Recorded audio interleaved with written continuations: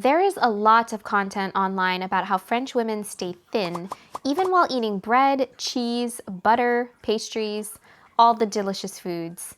And this creates this idea that people in France, specifically French women, are all skinny. But if you've ever been to France, you'd know that's not the case.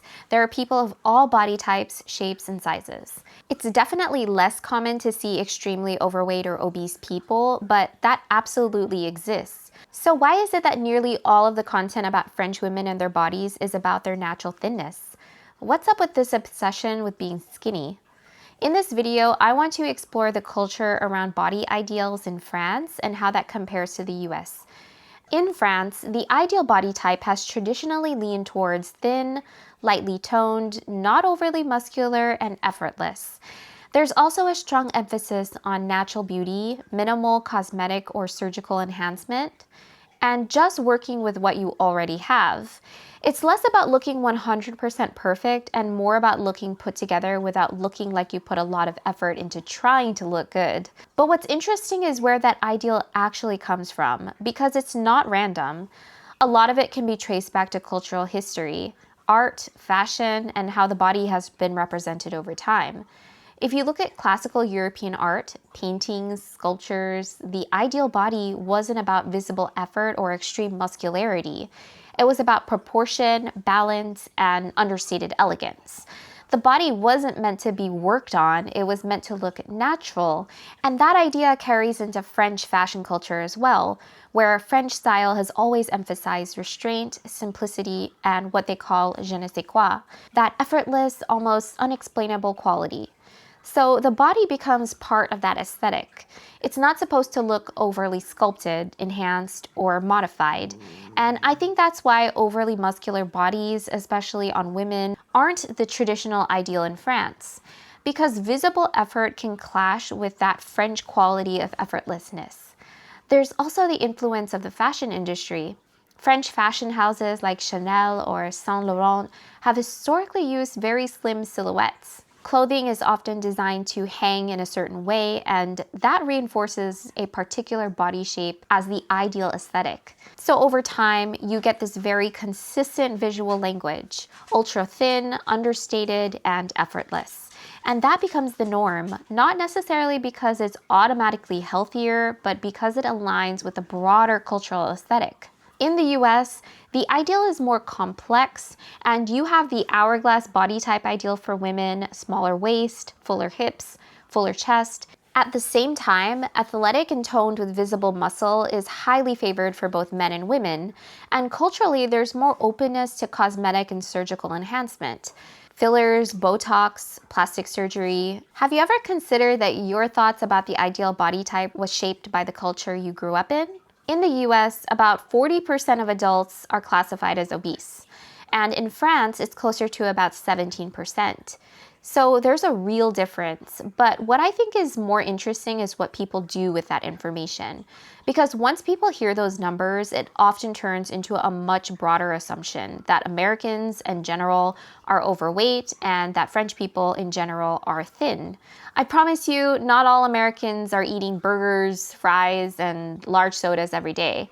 And what's really interesting is that the media loves to highlight the extremes. There's so many documentaries in French and in the US focused on obesity, but you basically never see content in France about highly active communities in the US with large centers and health community gyms, the huge group fitness and exercise culture that exists here, and the cities where people are extremely health conscious. There's a huge culture around working out, lifting weights, and running, and that's something that's much more prevalent in the US than it is in France. But because that type of content about the US is not widely circulated in France, the dominant narrative becomes Americans are unhealthy, fat, and lack discipline. And over time, that narrative starts to shape how people assign social value, not just to individuals, but to an entire group. When we talk about weight, we're not just talking about appearance. It's also associated with social value and certain qualities. People often make snap judgments about people based on how they look and assign qualities such as discipline, self-control, or even success. Across different cultures and religions, excess consumption has been viewed negatively. In Christianity, gluttony gluttony is one of the 7 deadly sins, so for a long time, body size wasn't just physical. It was seen as a reflection of behavior and character. And I think those beliefs tie into the assumption that if someone is overweight,